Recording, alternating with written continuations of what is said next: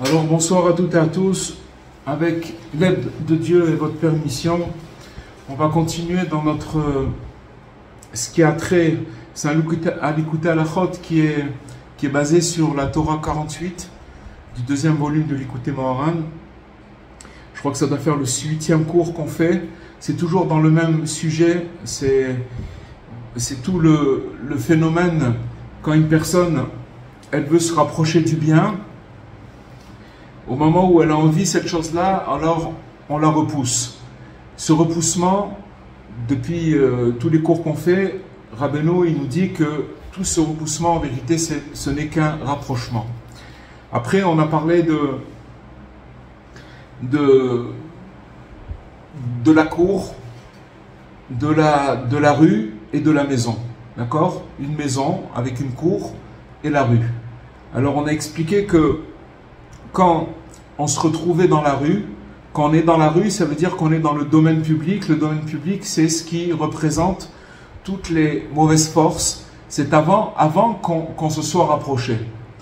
Quand Dieu il a pitié de nous, alors qu'est-ce qu'il fait?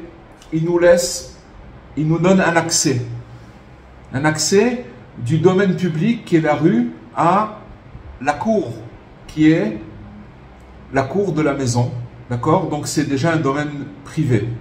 Et donc la personne, elle se rapproche de la sainteté. Et on va voir aujourd'hui que Rabbi Nathan nous dit que ça peut être pendant des années où il a une certaine tranquillité, un certain équilibre. Il y a des montées et des descentes, mais ça reste, il est quand même protégé.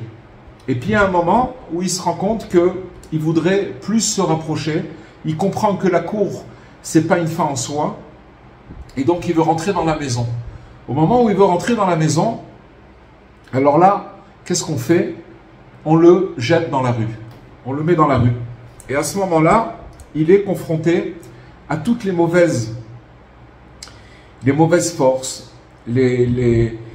En fait, on a expliqué que s'il se retrouve là-bas, c'est tout simplement pour pouvoir se élever toutes les étincelles qui sont tombées par son comportement.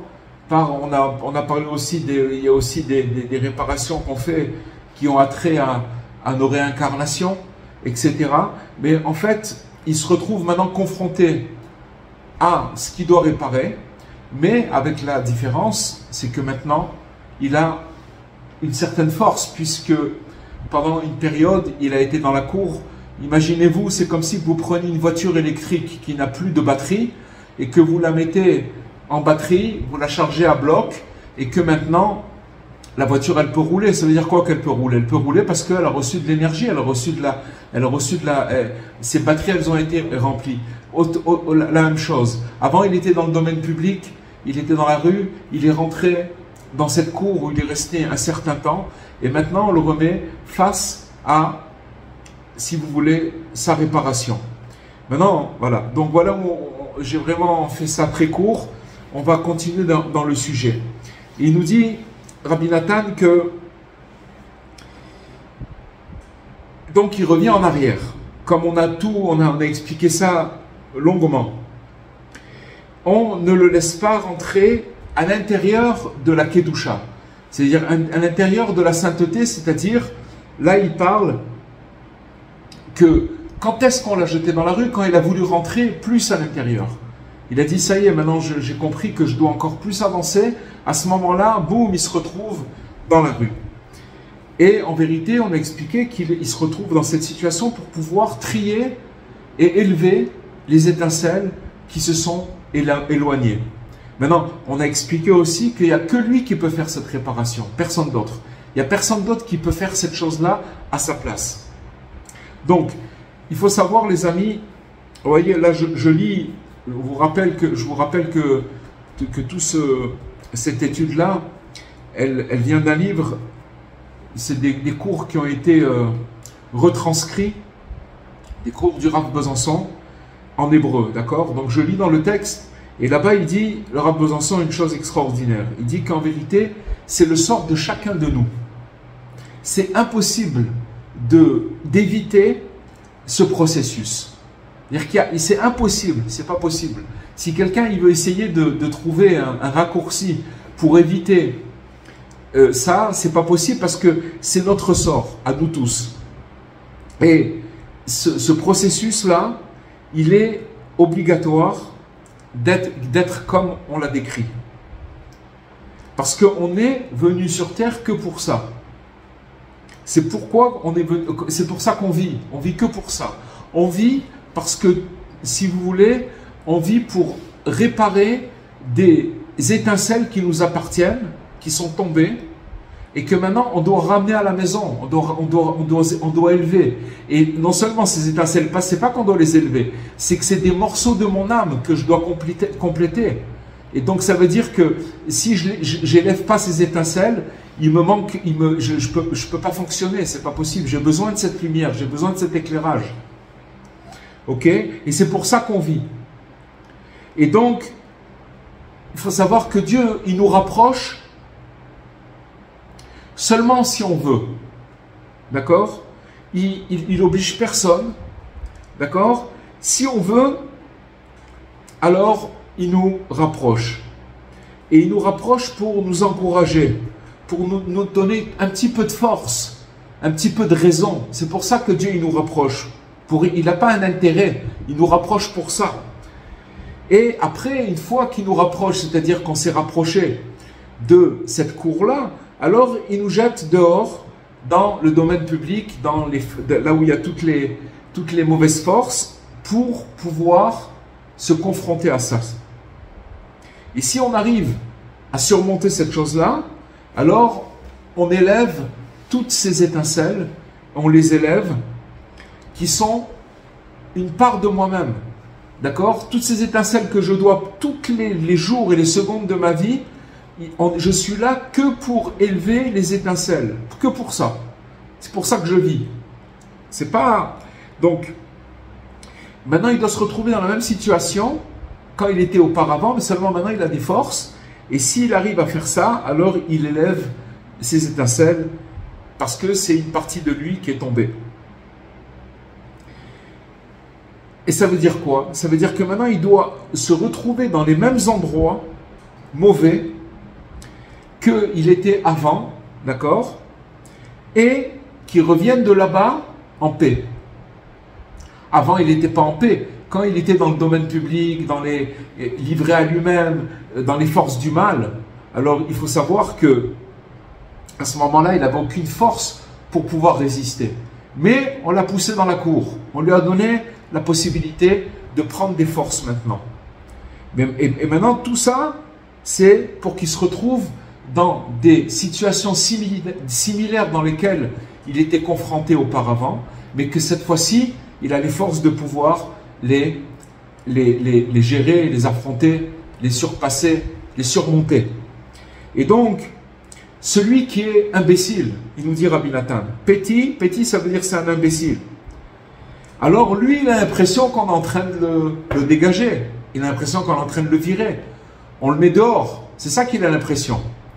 Et maintenant, il faut savoir que le roi David, le roi Shlomo Améler, le roi Salomon, il donne une signification de ce que ça veut dire petit. Petit en langue sainte, ça veut dire un imbécile. Petit, c'est quelqu'un qui croit à tout. Il voit un truc, alors il croit. Ça c'est un imbécile, il croit à tout. Et pourquoi il croit à tout? Parce qu'il se mélange les pinceaux dans son imagination. Il croit des choses.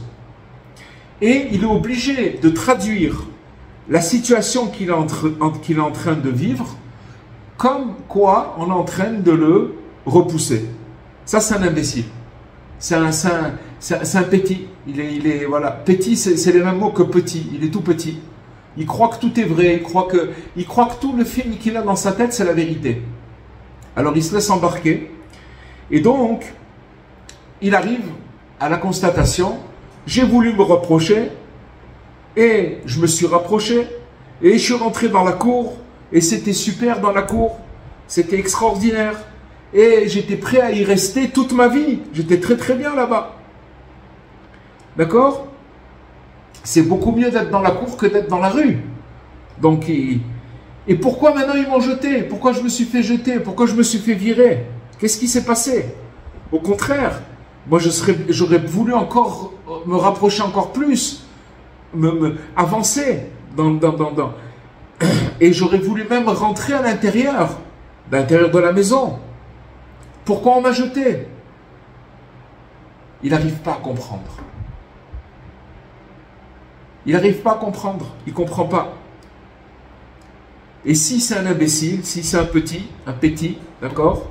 Alors, il va commencer à traduire tout ce qui lui arrive d'une manière qui n'est pas adéquate. Tu te plantes, c'est pas vrai, c'est une mauvaise analyse.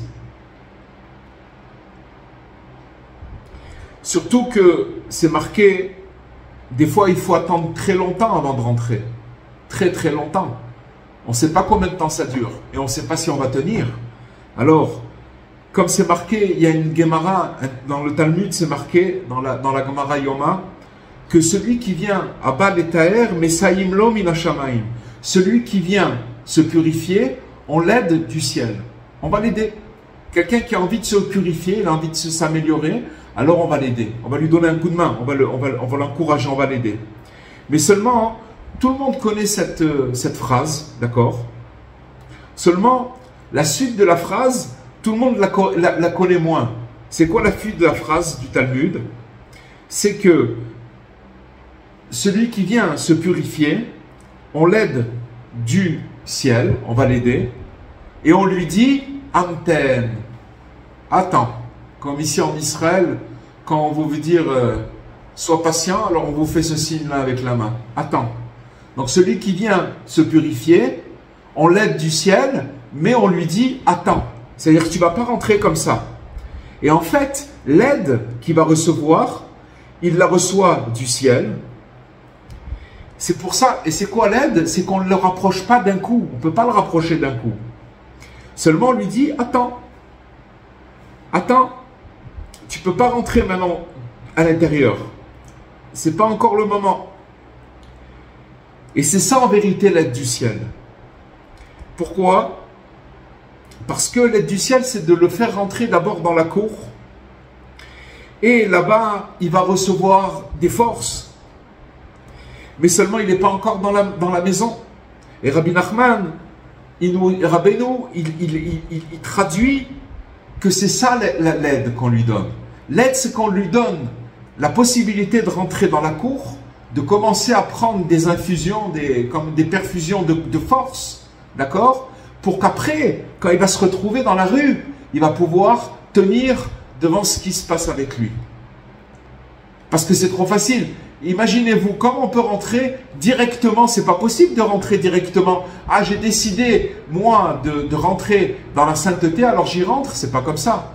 C'est pas comme ça. Je vais me trouver confronté avec toutes les mauvaises forces qu'il y a en moi. C'est pour ça qu'on me donne d'abord la possibilité de rentrer dans la cour.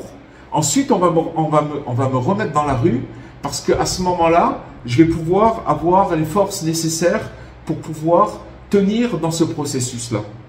Vous comprenez les amis, comment ça marche?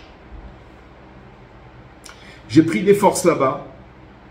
Et c'est ça la force, c'est ça l'aide qu'on lui donne du ciel, c'est qu'on lui dit attends.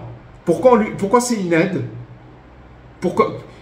Qui c'est qui lui dit attends? Est-ce qu'il y a quelqu'un qui lui dit attends? Très difficile personne ne lui dit attends. La vérité c'est que nous tous, quand on a été rapprochés, on a voulu se rapprocher, on a senti qu'on nous rapprochait du ciel, on ne nous l'a pas dit, on l'a senti.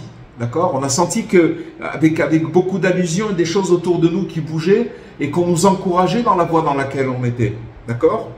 Donc ça veut dire qu'en vérité, c'est quoi l'aide? C'est qu'on lui dit attends, tu vois maintenant tu es dans la difficulté, tu n'es pas encore rentré, c'est pas encore réglé, mais attends. On lui donne la patience, on lui fait rentrer dans sa conscience de la patience.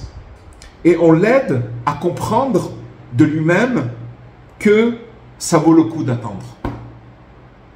On lui fait comprendre que ça vaut le coup. Reste patient, tu es sur la bonne voie.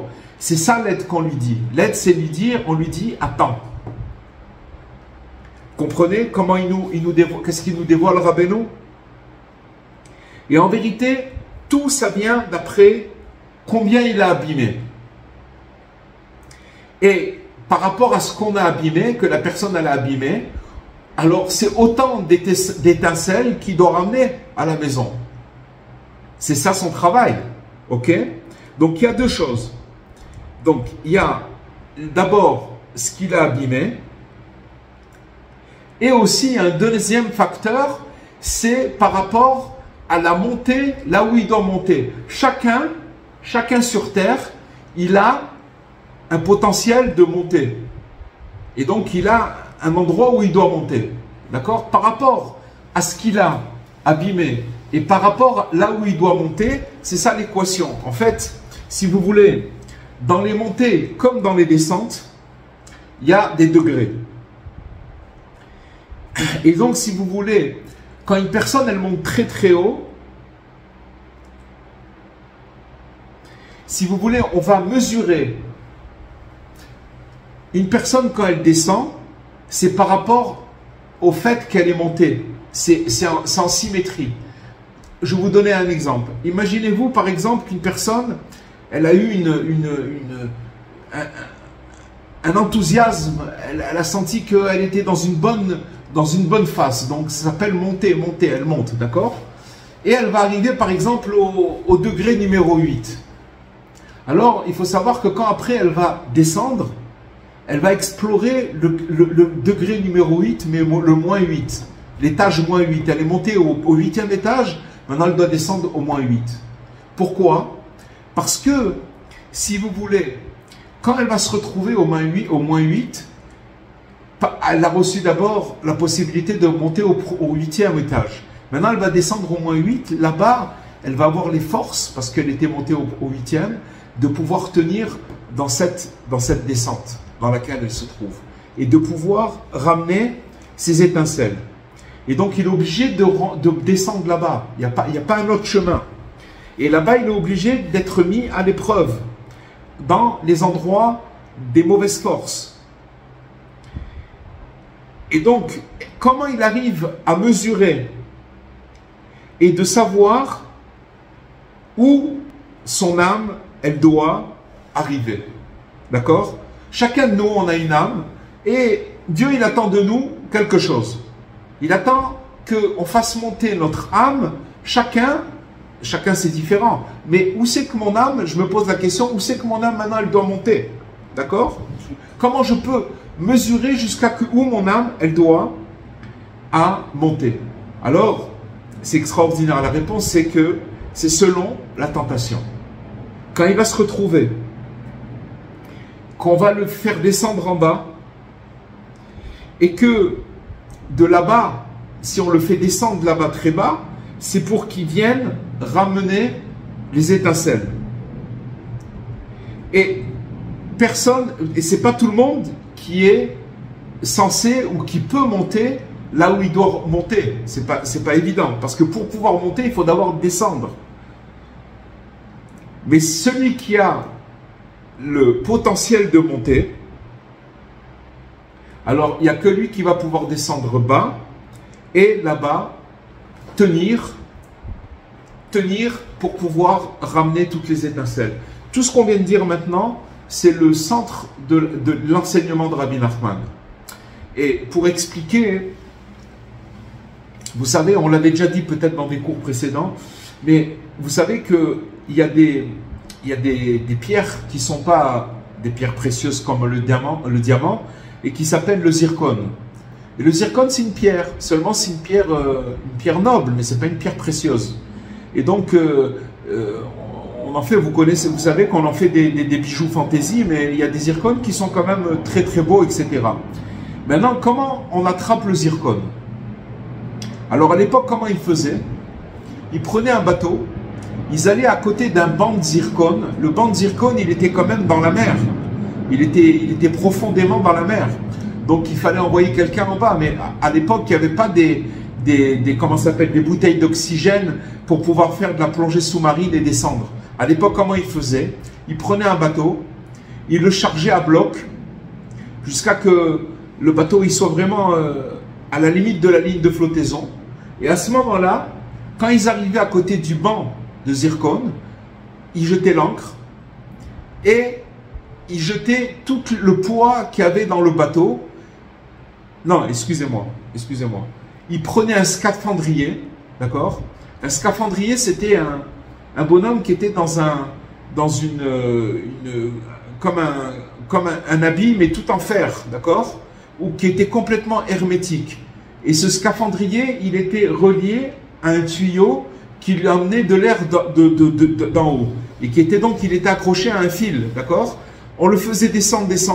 Lui, il prenait une corde, il accrochait le banc de zircon et il faisait un signe en haut comme quoi il avait attaché le banc de zircon. Et à ce moment-là, lui, il remontait et il jetait tout le poids qu'il y avait dans le bateau, et le bateau il commençait à monter, il arrachait le banc de zircon. C'est comme ça qu'ils arrivent à pêcher le zircon. Alors il faut savoir que cette parabole, elle veut dire quelque chose de très profond. c'est qu'en fait, il faut savoir que toutes nos étincelles, c'est le zircon. D'accord? Ça veut dire c'est là-bas, on a des choses qui sont tombées dans les bas-fonds. Et que maintenant, à un moment, on va nous demander d'aller les chercher. Maintenant, c'est quoi le scaphandrier? Le scaphandrier, c'est quelqu'un qui est relié à de l'oxygène, parce que sinon, il ne peut pas descendre. Il n'a pas des bouteilles d'oxygène. À l'époque, il n'y en avait pas. Donc, il descend. Mais maintenant, s'il n'a pas d'air, il ne peut pas survivre. Maintenant, cet air, c'est le tzaddik qui lui donne cet air pour pouvoir descendre dans ces endroits-là. Ça veut dire quoi l'air? Ça veut dire qu'il va garder une conscience que ce qui est en train de se passer avec lui, même s'il descend, il sent que c'est une très grande descente, mais qu'on est en train de le mettre à l'épreuve. C'est un test. Que maintenant, c'est une invitation à ramener des étincelles au bercail, comme on dit. D'accord? De les ramener parce que c'est mes étincelles. C'est des choses qui vont compléter mon âme et que j'ai besoin de ça comme de l'air pour respirer. Maintenant, celui qui n'a pas pitié de lui et qui cherche des prétextes pour se sauver de Dieu, c'est-à-dire, en vérité, c'est quelqu'un qui veut seulement de la lumière. Il veut de la spiritualité, il veut bien se sentir. Quand il y a de la lumière, il est content. Ah, tout va bien. D'accord? Il veut, en fait, que démonter. Il veut monter, monter. S'il monte, alors il est content. Mais s'il a des descentes, alors là, il déteste ça. Il déteste les descentes. Pourquoi? Parce que quand on descend, c'est une honte. On a honte de nous-mêmes. On n'est pas bien, on n'est pas en phase avec nous-mêmes. On a honte. Donc il ne veut pas ça, il veut bien se sentir. Alors, il cherche des prétextes pour se barrer. C'est en fait, c'est comme si quand il a trouvé une porte, bon, ouais, j'ai essayé, hein, j'ai fait tout ce que j'ai pu, hein, regarde, j'étais prêt à m'améliorer, mais bon, on ne me laisse pas, on me jette. Donc il cherche un prétexte, et ça s'appelle un imbécile. C'est quelqu'un qui cherche pas la finalité des choses, c'est-à-dire qui ne cherche pas, il ne pense pas à ce qui se passe après.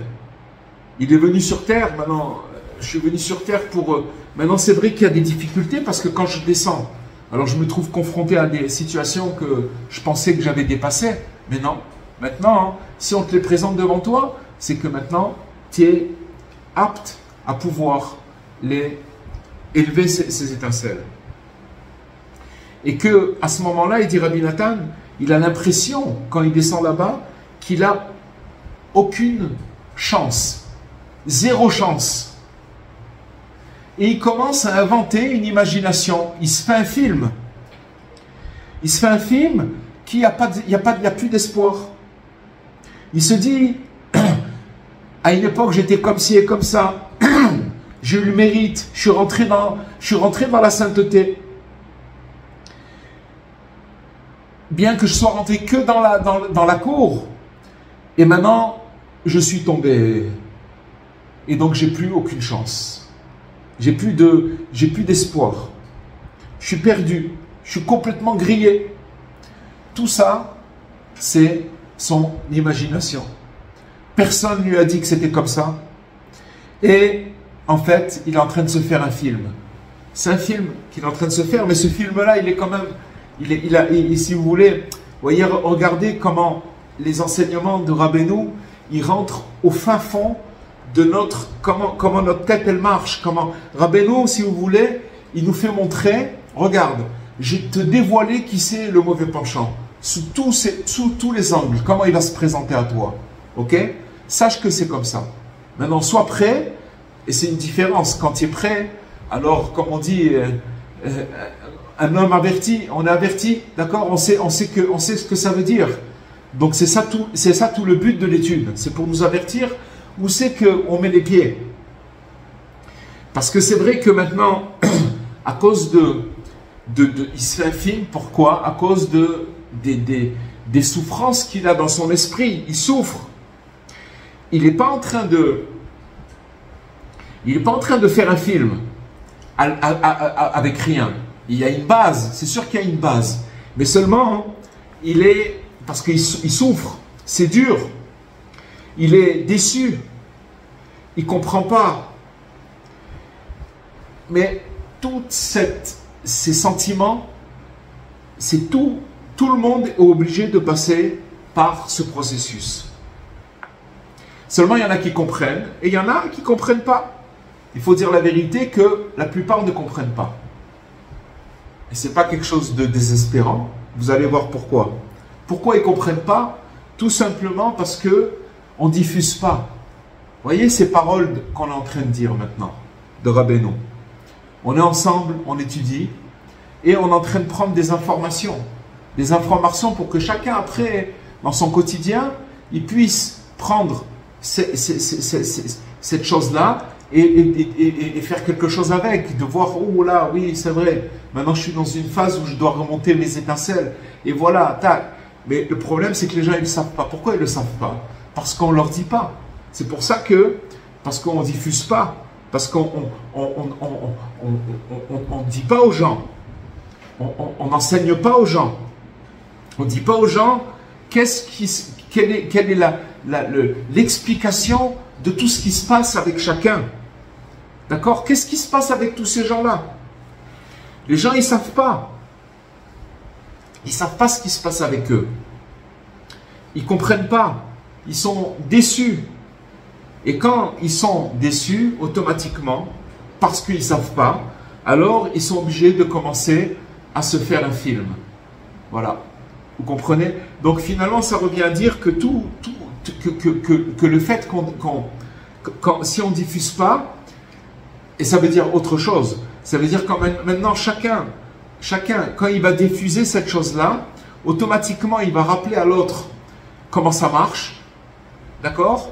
Et quand il va rappeler à l'autre comment ça marche, alors lui-même, il va recevoir une force pour pouvoir... C'est la seule manière de pouvoir tenir. Tous ces enseignements, normalement, ils devraient courir dans le monde. Le monde entier devrait savoir ce qu'on est en train d'étudier maintenant. Le monde entier. Parce que c'est un plan. C'est un plan où il y a beaucoup de courage, où on nous fait montrer la lumière au bout du tunnel, sans arrêt. Et c'est ça que ça amène, toute cette étude, c'est qu'on puisse se servir de ça. Et donc, celui qui croit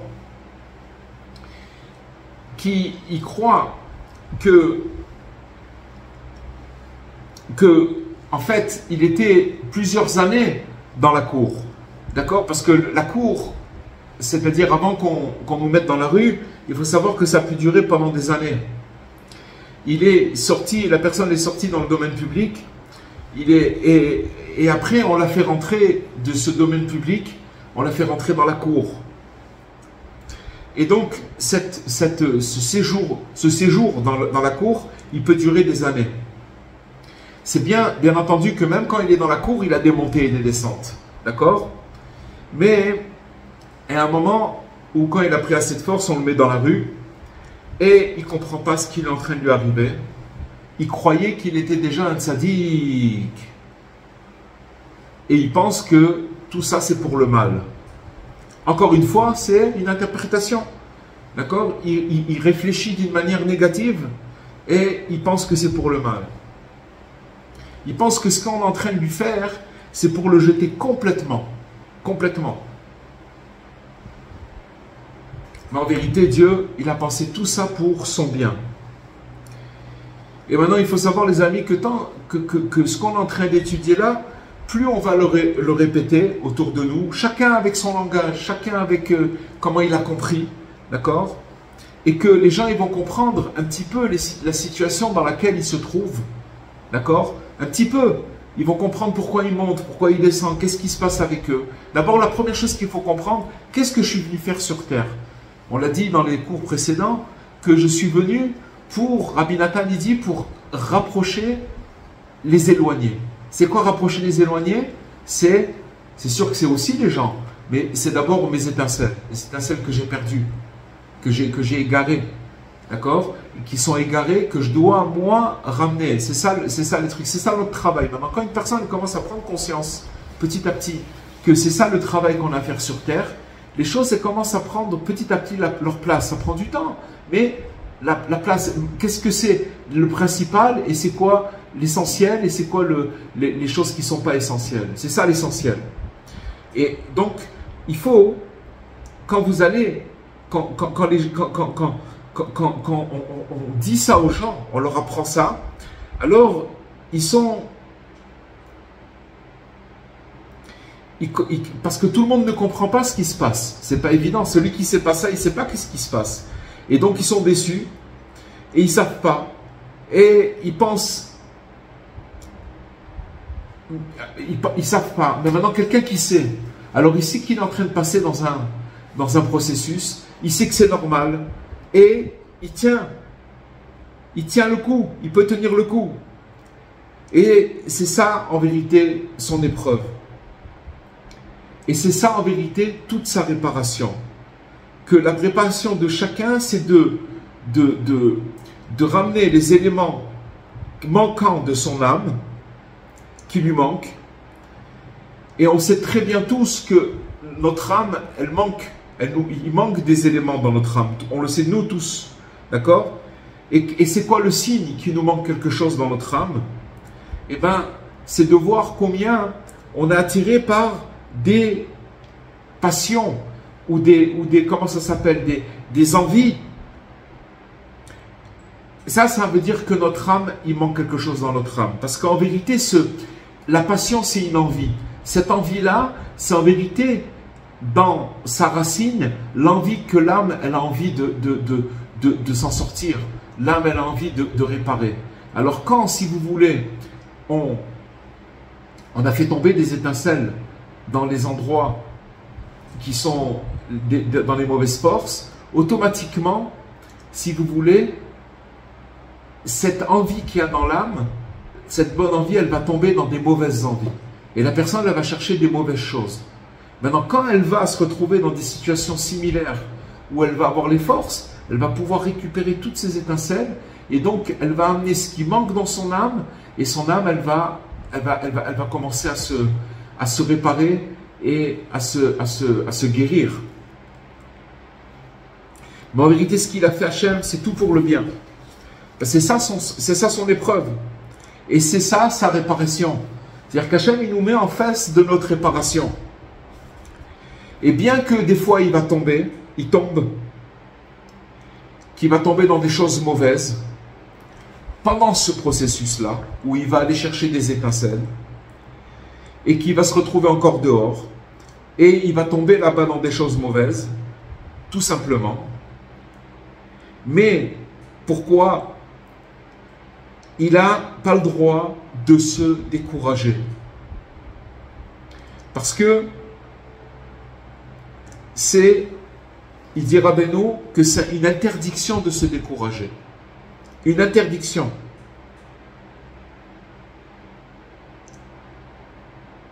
Parce que celui qui sait ce qui est en train de se passer avec lui, la seule chose qui peut le tenir dans ces situations, c'est parce que je garde conscience que ce qui est en train de se passer avec moi.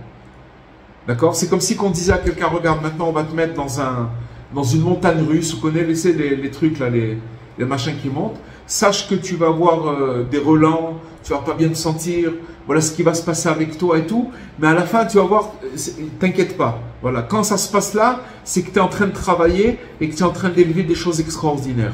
Alors quand il va se retrouver dans cette phase-là, s'il garde conscience de ça, alors c'est ça qui va le faire tenir. Parce qu'il sait ce qui est en train de se passer avec lui, et c'est très bien que ça se passe. Pourquoi? Parce que là, maintenant, il est en train de ramener des étincelles. Et même s'il se passe entre-temps des choses où il va se casser la figure, alors je sais aussi que ça fait partie du processus dans lequel je dois passer. Mais si je ne sais pas tout ça, tout ce qu'on vient d'étudier ce soir, si je ne le sais pas, alors j'ai aucune chance. C'est parce que la personne elle va commencer à s'imaginer des choses. Elle est seule dans son film. Donc elle ne sait pas comment ça va se passer. Elle commence à faire un mauvais film. Mais en vérité, les bontés d'Hachem, il nous dit Rabbi Nathan, elles se vident jamais, elles ne s'arrêtent jamais. Et tant qu'il croit et qu'il est attaché véritablement aux vrais tzadikim, qui c'est les vrais tzadikim? C'est quoi les vrais justes? Des justes qui sont vrais. C'est des justes qui ont complètement complété leur âme en faisant le travail de ramener toutes leurs étincelles. Et donc, ils ont complété leur esprit et leur âme. Ils sont descendus et ils avaient là-bas des tests qu'on ne peut même pas imaginer. Et ils sont revenus en arrière et ils ont tenu le coup. Et avec ça, ils ont réussi à compléter leur âme. Et maintenant, eux, ils ont reçu une carte d'entrée. Ils ont leur ticket d'entrée pour rentrer dans la maison. Parce que, comment ils sont devenus des vrais justes? Parce qu'ils sont retournés là-bas et ils ont tenu le coup. Et maintenant, ils peuvent rentrer dans la sainteté. Ils ont un droit d'entrée. Et c'est les seuls qui peuvent nous aider. Voilà. Ce qu'il nous dit Rabbi Nathan, c'est les seuls qui peuvent nous aider. Pourquoi? Parce qu'ils sont passés dans le processus. Quelqu'un qui est passé dans le processus, il peut dire, regarde, voilà, tac, tac, tac, t'inquiète pas. D'accord? Et ils voient tout, ces tzadikim, d'une manière claire et limpide. Pourquoi? Parce qu'il nous dit Rabbi Nathan que ces tzadikim, il s'appelle Rosh Bait. Rosh Bait, c'est la tête de la maison. Bien sûr que, en matière de juste, de tzadikim, il y a des milliards et des milliards de degrés. Mais il y a un tzadik qui, lui, il s'appelle Rosh Bait, qui s'appelle la tête de la maison. Rosh Bait, c'est la tête de la maison. Et c'est lui le propriétaire. C'est lui qui... Quand on dit le propriétaire, ça veut dire que c'est lui le garant de cette maison. C'est sa maison. Alors que ça veut dire, quand une personne elle est attachée à ce tzaddik, alors il y a de l'espérance et de l'espoir éternel. Pourquoi? Parce que s'il est attaché à cette tête de maison, alors il y a de l'espoir. Pourquoi il y a de l'espoir? Parce que cette tête de maison, d'accord, la tête de la maison, celui qui a cette maison, il vient nous amener un message et il répète, il martèle sans arrêt, il n'y a pas de désespoir, il n'y a pas de désespoir, ne te décourage pas, ça fait partie du processus, ne te casse pas, c'est pas grave ce qui s'est passé, tiens le coup, sois fort. Ce message-là, il nous donne de l'espoir. Et il nous donne aussi la force de nous rattacher à ce tzaddik, pour nous attacher à lui, à ce tzaddik Emet, pour pouvoir recevoir tous les encouragements pour tenir dans ce long chemin. D'accord? C'est un très long chemin, mais voilà, il faut rester voisin, attaché à Rabbeinu, étudier Rabbeinu et diffuser Rabbeinu. Ça, si vous voulez, c'est notre lien qui nous donne de l'espoir éternel.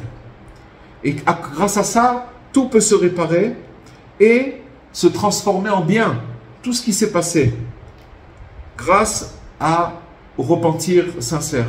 Voilà ce qui est le repentir sincère. C'est en fait de se retrouver dans des situations où là-bas, on va pouvoir avoir aussi une invitation à élever les étincelles. Toutes les situations où on se trouve, où on descend, c'est seulement pour qu'on puisse élever les étincelles qui sont tombées. C'est en fait des morceaux d'âme qui me manquent et que je dois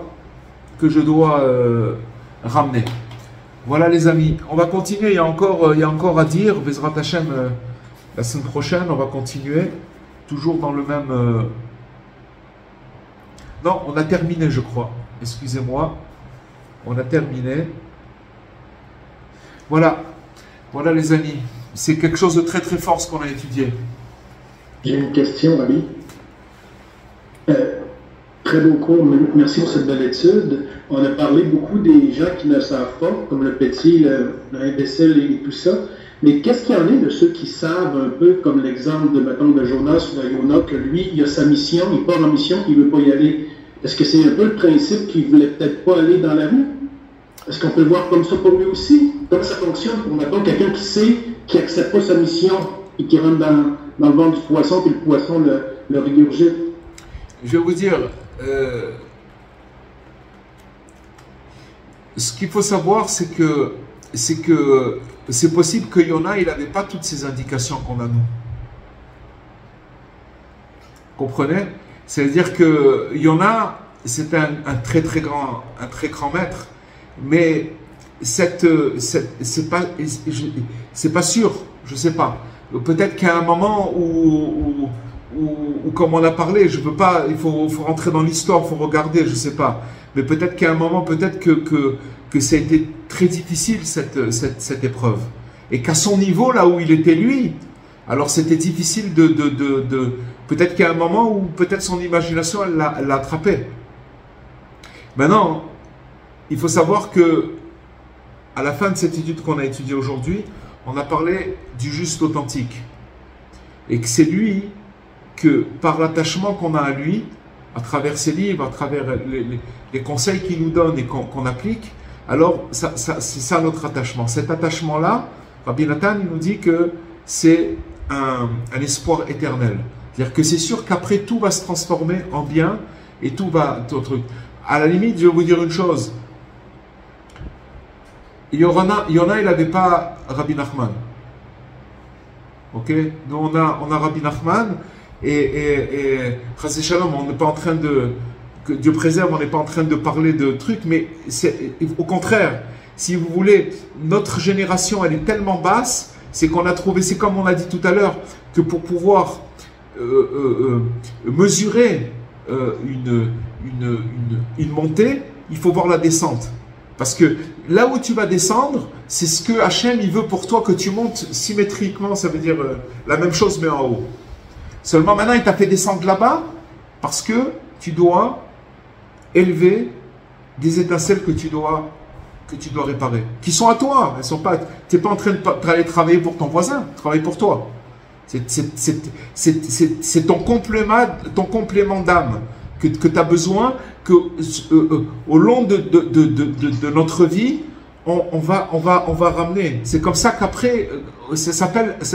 Et les justes qui ont réussi à faire ça, alors après, ils ont eu leur ticket d'entrée pour entrer dans la maison. Voilà. Et ça fait montrer une. C'est très large, hein, parce que ça fait montrer que voilà, on est, comme on dit, the road is long. La route est longue. Bon Hachem, mais on est accompagné, on est guidé. Bon Hachem, il y a Rabbeinu. Voilà les amis. Rab, je voudrais vous poser une question un peu basique. Comment on sait qu'on est dans la rue, qu'on est dans la cour et qu'on est dans la maison? Quand vous êtes dans un bon état d'esprit, que tout se passe bien, que vous sentez que spirituellement vous avez une connexion, tous ces trucs, en général ça s'appelle... D'abord je vais vous dire une chose. Avant de répondre à votre question, il faut savoir que quand Rabbi Nachman il parle de cours, de rues, de maisons, c'est imagé. C'est pour nous faire comprendre que des fois, on peut faire un séjour. Si vous voulez, dans la vie, il peut se faire que la personne, elle a été rapprochée et qu'elle a commencé à se rapprocher, à connaître, etc. Elle a trouvé une certaine stabilité. On va appeler ça la cour. Et puis après, il se retrouve dans des situations où il a l'impression qu'il est en train de reculer. Où il est en train de reculer par rapport aux choses qu'il avait entrepris à avancer dans sa vie. Ça s'appelle se retrouver dans la cour, mais dans la rue. Mais cette rue-là, c'est pour son bien. C'est pour son bien. Pourquoi c'est pour son bien? Parce que maintenant, il est prêt à aller faire, comme on dit, de la plongée sous-marine pour aller chercher les zircones. C'est les siens, c'est pas ceux de son voisin. Et dans ce cas-là, donc, il y a des situations dans la vie où on se retrouve généralement dans une période où où on peut être dans un certain équilibre et puis après se retrouver dans la rue et puis aussi après en revenir et se retrouver. Il ne faut pas prendre les choses à la lettre, Dora. Il faut essayer de prendre l'esprit de ce qu'on a étudié et de le voir en très large. Vous voyez ce que je veux dire? Pour comprendre. J'ai compris que c'était des images. J'ai compris. Voilà. Alors, comment on ressent, comment on peut ressentir? Comment se ressentir? Ça veut dire que si maintenant je me sens mal dans mon âme, ça veut dire qu'il me manque des éléments dans mon âme. Et donc dans ce cas-là, où ils sont ces éléments? Ils sont dans la rue. Donc il va falloir que j'aille les chercher. Et la providence, ça va m'amener à des tests où je vais me retrouver dans des trucs. Je vais vous donner un exemple bête. Pas bête, il n'est pas bête du tout, mais simple pour que vous compreniez. Par exemple, quelqu'un qui a l'habitude de parler sans se retenir. Il parle de Pierre, de Paul, de Claudette, d'Odette, il parle, d'accord? Un homme ou une femme, peu importe. Il parle, et puis à un moment, il a eu un éclairage du ciel où il a compris, ok, je comprends maintenant que c'est pas bien de parler. Donc, déjà qu'ils comprennent, c'est une aide du ciel. Donc il commence à faire attention. Et cet exemple, vous pouvez le prendre pour des milliards de situations différentes. C'est pas rien que pour parler, pour le langage. Pour d'autres choses, vous pouvez prendre cet exemple. Et donc maintenant, la personne, elle s'approche, elle fait attention. Elle fait attention. Comme elle parle, elle fait attention. Et puis à un moment, elle commence, alors elle cherche, elle trouve un certain équilibre, si on peut dire. Et puis à un moment où elle va se retrouver dans une situation où il lui arrive un coup, où on va lui mettre, où ça va lui démanger le bout des lèvres, comme dire. On lui a fait un coup, une personne lui a fait un coup, et la personne, elle veut parler, raconter, elle est très énervée. Et à ce moment-là, si elle a conscience que maintenant on la met dans une situation où il va devoir parler et commencer à déblatérer, comme on dit, et encore une fois, alors ça veut dire qu'on le met dans une situation où, avant, il ne connaissait pas, il parlait n'importe comment. Après, il s'est rapproché, il a commencé un petit peu à apprendre, et maintenant il retourne en arrière. Cette situation dans laquelle on le met, c'est une invitation à réparer son passé. Vous comprenez, Dora? Oui. Voilà. Voilà. Je vous ai donné un exemple. Réfléchissez à l'exemple. Et vous, voilà, c'est ça. Alors, Rabbeinu, il parle général. Il parle maintenant. Il faut arriver à prendre toutes les choses que Rabbi Nachman y parle et de les mettre dans notre vie de tous les jours. Parce que des fois, dans une même journée, on peut se retrouver dans la cour, dans la rue, dans la cour, dans la rue, dans la cour, dans la rue. Vous comprenez? Ça peut se retrouver des dizaines de fois dans le truc. Et puis il y a des périodes où on est, voilà, où c'est plus calme, où c'est truc. Mais si vous voulez, cet enseignement-là, il est primordial. Il est primordial pour comprendre ce qui se passe avec chacun de nous, dans notre mental, dans notre âme, dans notre tout. Il faut comprendre. Parce que si on comprend, alors il va rester peut-être une conscience que quand après on va se retrouver devant la situation, on m'a prévenu, voilà. C'est comme vous dites par exemple à quelqu'un, un enfant, regarde, tu vas maintenant truc, tu vas passer par là, tu le préviens. Voilà. Imaginez par exemple une maman qui envoie son enfant de Paris en Israël. Alors elle l'accompagne à l'aéroport, elle lui met une bandoulière avec son nom. Il y a une hôtesse de l'air qui vient la prendre et il lui explique à son fils. Regarde, tu vas aller faire comme ça, tu vas monter dans l'avion, après quand tu vas dans l'avion, tu vas rester là-bas 4-5 heures, après tu vas atterrir, après il y a une dame qui va venir te prendre, qui va t'amener jusqu'au truc. Il lui explique tout le processus, ce qu'il fait avec nous, Rabbeinu. Mais pas pour nous dire, oh tu vas prendre, non, ça va être difficile, pas du tout. Parce que je suis en train de t'amener à pouvoir reprendre tous les éléments de ton âme et être en paix avec toi-même. C'est ça un tzaddik. Un tzaddik, c'est quelqu'un qui a réuni tous les éléments de son âme qu'il a perdu, qu'il a truc. Il est devenu tzaddik parce qu'il a tenu dans tous les tests et il a pu rentrer, lui, dans la maison. Et lui, comme il a réussi sa carte d'entrée dans la maison, alors maintenant, il peut nous aider. Ok? Merci. Voilà, mes chers amis. Excusez-moi, j'ai encore une petite question par rapport à la fin du cours. D'abord, très beau cours, Todarabah. Mais à la fin du cours, vous nous avez encouragé à diffuser des messages de Rabbeinu et tous ces messages qui sont extraordinaires, qui nous touchent énormément chacun à notre niveau, quoi. Ok. Mais comment on fait si on a des gens mais complètement réfractaires? C'est pas vrai, Madame Fitoussi. C'est vrai, c'est vrai. Écoutez-moi. D'abord, ceux qui sont réfractaires ou qui ne veulent pas, vous n'êtes pas obligés. Parce que de la même façon qu'Hachem, il nous force pas, d'accord? Non plus, on ne doit pas forcer les gens. Par contre, vous allez voir qu'il y a oui des gens qui sont à l'affût de ces messages et qui sont avides, qui aimeraient recevoir ces messages. Et ces gens-là, vous inquiétez pas qu'Hachem, il vous les met sur votre route. Et c'est là où il faut agir. Maintenant, quelqu'un qui ne veut pas, il ne veut pas. On n'est pas obligé de lui... On ne fait pas du bourrage de crâne.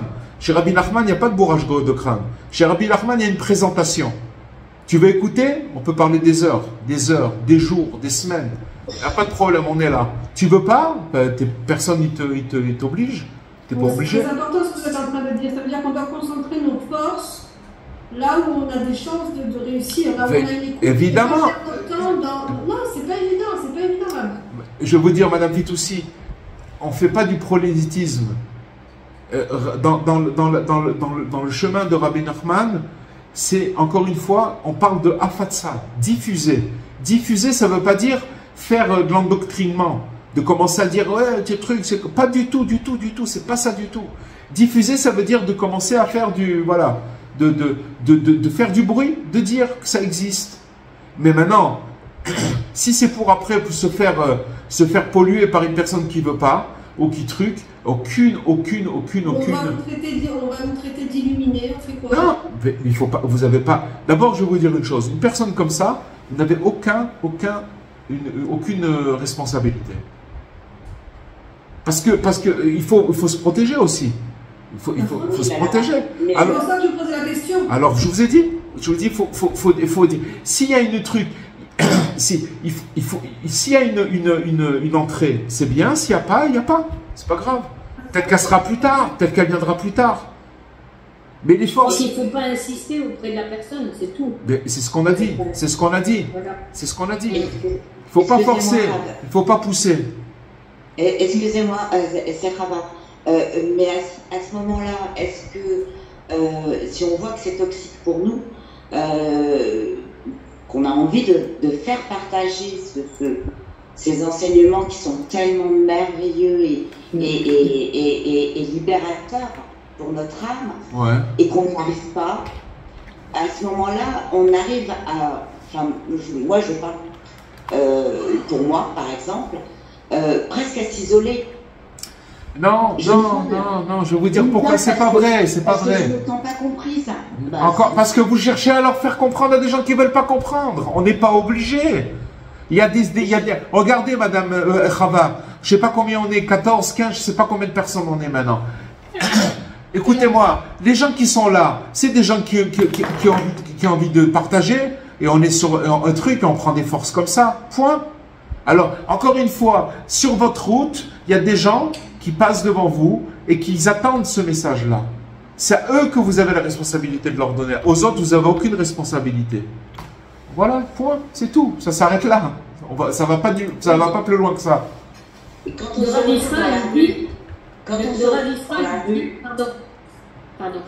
Israël, il dit comme ça que s'il y a des gens qui ne veulent pas entendre quoi que ce soit de Rabbi Nachman, il faut s'en écarter, tout simplement. Mais c'est ce qu'on a dit, on répète 50 fois les choses. On a dit cette chose-là. On a expliqué clair et net. Voilà le chemin, il est comment? Le chemin, c'est que je dois donner aux gens, et Hachem, il envoie ces gens-là, les amis. Il les envoie.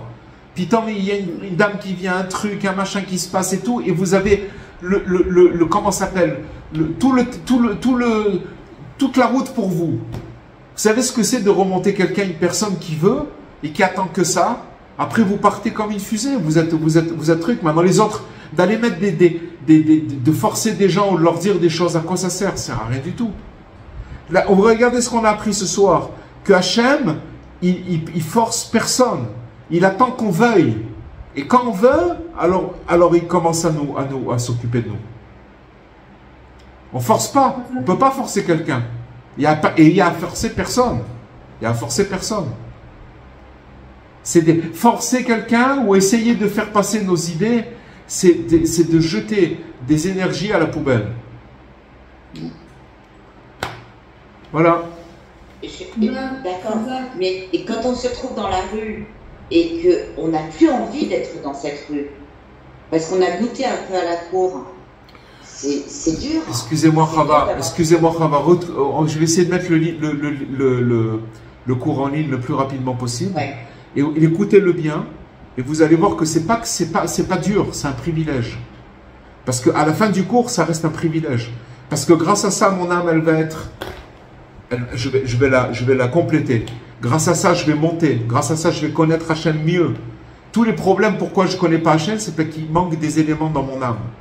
Et il n'y a pas d'autre façon de les récupérer, ces éléments, qu'en me retrouvant dans des situations qui sont à moi, similaires à moi. C'est pas mon voisin, c'est que moi. Donc c'est un privilège. C'est pas dur, c'est un privilège. Voilà. Ouais. Il faut en prendre conscience. Exactement. Et pour en prendre conscience, il faut le diffuser. Et quand, à force de le diffuser, il y a un moment où il y a, vous savez, tout ce qu'on est en train d'étudier maintenant, c'est pas des données. Parce que vous allez l'étudier une autre fois et vous allez voir que vous allez comprendre encore mieux, et encore mieux, et encore mieux, jusqu'à qu'il y ait un moment, boum, waouh, ça y est. Oh, d'accord, j'ai compris. Il faut diffuser, c'est tout. Il faut s'occuper que de diffuser. N'importe quoi, il faut diffuser, il faut parler de Rabbeinu, il faut dire le nom de Rabbeinu, il faut parler de Rabbeinu, c'est tout. Parce que c'est ça vraiment, c'est ça le Géoula, il n'y a pas une autre Géoula. Parce qu'il nous donne bien mettre les médicaments, Rabbeinu.